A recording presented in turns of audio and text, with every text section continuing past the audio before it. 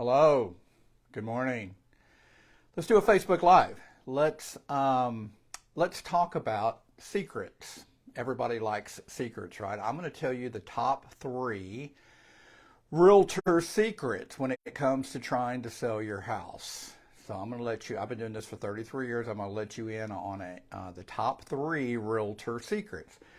Before we get started, click notifications, follow me, like this video, leave a comment, and share this video with your family and friends.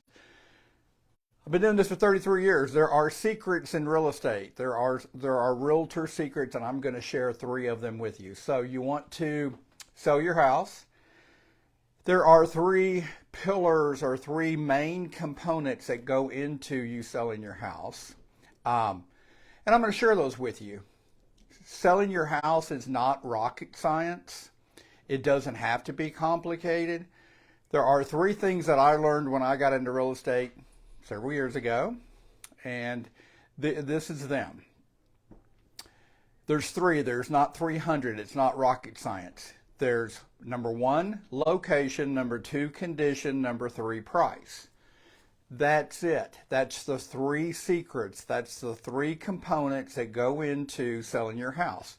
All 3 of those need to be in alignment. If one of the 3 of those is out of whack, the odds of you selling your house are going to go down significantly. So let's hit those again. Location, condition, price. Now I could have put those in alphabetical order, but I put them in location, condition, price. I put them in the order where we could do something about them, or where you could group them together where you could do something about them. So for instance, location, condition, price. Location. Can you do anything about that? No, you can't pick up your house and move it. So location is something that you really can't do something about. Hopefully before you bought your house, you would have considered the location. What kind of school district is it in? Not that it's going to be in a floodplain, but are there overhead power lines? Does it back up to a busy freeway? Is it in a high crime area? Those are all location kinds of things that you could have, would have, should have considered before you purchased the house. But location, if it's in a bad area or there's things about it, it backs up to a commercial area, it backs up to retail, that would be a problem with you selling. My German Shepherd just bumped the screen. Okay, so that's location. Now the next 2 are going to be condition and price. Condition. I'm sorry, she just hit it again. Thank you. By the way, that's her. She's actually the brains of the operation. Okay, so that's location. So you really can't do anything about location. Condition and price. Condition. Can you do something about the condition? Yes, you can. How's that? Yes, you can. There you go. The condition. I'm not one of these realtors where I feel like you need to spend tens of thousands of dollars to get your house in the proper condition to get it sold. I don't believe that. Now, if there's any major defects, yeah, let's talk about it. But if the wall's blue, if you could paint it a neutral color, that would be great. But if a potential buyer loves everything about your house and the wall's blue, are they seriously not going to buy your house because the wall's blue? Paint is one of the easiest fixes that there are. I know realtors who literally want you to spend tens of thousands of dollars and redo the master bathroom and knock this out and do that and redo this and all new kitchen and blah, blah, blah.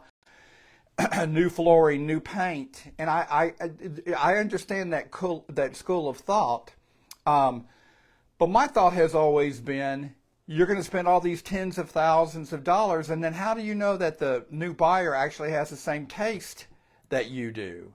And after they buy the house, they're going to rip out all the tens of thousands of dollars that you just spent and redo it in their own image. So again, if there's a major flaw, I would say, yeah, let's talk about it. You know, let's try to make it look as nice as possible. There are some things that you can do that are inexpensive and would cause the house to be more welcoming to more people. You know, speaking of that, the floors need to look nice. And again, if the carpet is horrible, nasty, yeah, let's seriously consider changing that. If it's something that's going to turn people off, let's seriously consider it. I a house in Bedford, and it used to be a rental property, and the carpet was just, I mean, when you walk across the carpet, you want to go outside, take your shoes off, and burn your shoes. That's how bad it was. Had a serious, let's come to Jesus kind of meeting with the owner, and we replaced the carpet, and within a week we got a contract. So there are things that you can do. So again, if it's a horrible thing that's going to turn people off, or it's some kind of a deficiency, it's a safety issue, that kind of thing, yeah, let's seriously do it. Okay, so that would be the condition. You do have control over the condition. The other third one is, so we talked about location, we talked about condition. The third component, the third pillar of this is price. Can you control the price? Absolutely. What you would like to get for your house and what the market will bear are often two different things. I've had sellers say, well, we want to net $100,000. We need to walk away with $100,000. So in order for them to achieve that goal, you have to reverse engineer the price to get it up to what it would be then after all the fees and taxes and commissions and incentives and everything else is paid, then they end up netting $100,000. But what would that cause the list price to be, and is that a realistic number? What you would like to have for your house and what the market will bear are often two different things. You need to have a realtor who knows what they're talking about, who can properly crunch numbers and come up with some for real comparables and let you know what's going on in your subdivision. For houses that are apples to apples comparisons, that means that they have the same amenities that you have. They do or don't have a pool just like you. Built the same year that your house was built, same square feet that your house was built. And again, in the exact subdivision, if at all possible. So it's apples to apples to apples. And they can tell you what's been selling in the last 90 days. And those are for real numbers. Take that on a square foot basis times how many square feet your house has. And that is the true number of what you should get for your house. So don't just pull numbers out of the air, because again, what you would like to have and what the market will bear are two different things. So Realtor Secrets, 3 of them: location, condition, price. That's it. If one of the 3 is out of whack, your house is not going to sell, or it's going to take forever to sell, or it's going to be a real challenge for it to sell. So location you can't change, condition you can change, and price you absolutely can change. You need a realtor who knows what they're talking about. I know a good realtor. How about me? I've been doing this for 33 years. If I can do anything to be of help, if you have a property you'd like for me to just meet you out at and let's just go walk and talk, be happy to do it. No cost, no obligation. I'm happy to help. Brent Jones, New Home Source Realty, 214-649-4528. 214-649-4528. Brent Jones, New Home Source Realty. Have a great day. Bye-bye.